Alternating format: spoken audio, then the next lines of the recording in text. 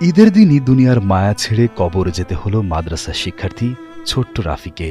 ভাগ্যের নির্মম পরিহাসে রাফির জন্য ঈদের দিনই আয়োজন করা হয়েছে জানাজার। যেখানে নতুন পোশাক পরে আজ ঘুরতে যাওয়ার কথা ছিল ছোট্ট রাফির, সেখানে কাফনের কাপড় পরে এখন সে যাচ্ছে কবরের অন্ধকারে। ঈদ আনন্দের পরিবর্তে পুরো এলাকা জুড়ে এখন বিষাদের ছায়া।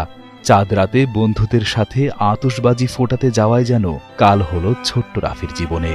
আজকের ঈদের দিন মানুষের খুব আনন্দ ফুর্তি দিন, কিন্তু এমন একটা দিন মানুষের আল্লাহ পাক রব্বুল আলামিন মানুষকে কেউ কাঁদায়, কাউকে হাসায়।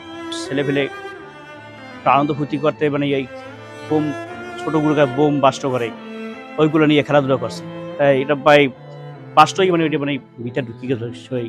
৮ বছর বয়সী শিশু রাফি গত ৩০ মার্চ সন্ধ্যার পর বন্ধুদের সঙ্গে আতশবাজি ফোটাতে যায়। প্রত্যক্ষদর্শী কয়েকজন জানান, রাফি বাড়ির পাশে আতশবাজি ফোটালে আতশবাজির অংশবিশেষ রাফির গলা ভেদ করে শ্বাসনালীতে প্রবেশ করে। এতে রাফির গলা থেকে প্রচণ্ড রক্তক্ষরণ শুরু হয় এবং সে অচেতন হয়ে পড়ে। এটা হয়েছিল মাগরিবের আয়োজনের পরে মাঝামাঝি।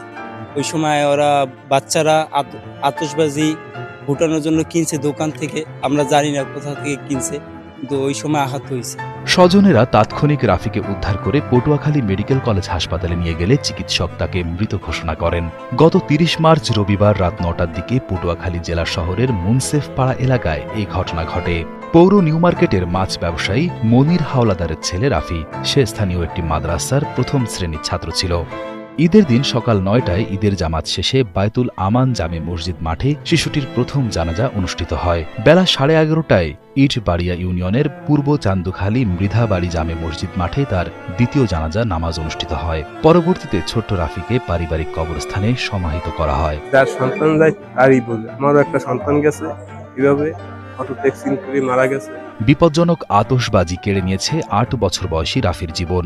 এমন দুর্ঘটনা রোধে জনসচেতনতা বৃদ্ধির পাশাপাশি কঠোর আইন প্রয়োগেরও প্রয়োজন বলে মনে করেন স্থানীয়রা। এছাড়া আতশবাজি বিক্রি ও উৎপাদন বন্ধের দাবিও করেছেন তারা। এটা আমাদের বন্ধ করা উচিত। আমাদের ঈদ মাটি হয়ে গেছে, আমরা সবাই কান্নাকাটি করতেছে, অনেক খুবই খারাপ লাগতেছে সবাই, কিন্তু এটা আমাদের প্রত্যেকটা জেলা থেকে, প্রত্যেকটা বিভাগ থেকে এটা বন্ধ করা উচিত। পরিবার অগোচর এগুলা আর কি গোপনে কিনে আনে, পোলাপাইনে ফুটায়, পরে এগুলো একটা অ্যাক্সিডেন্টে পরিণত হয়। এগুলো আর কি বিক্রির চেয়ে আর কি উৎপাদনটা বন্ধ করা উচিত।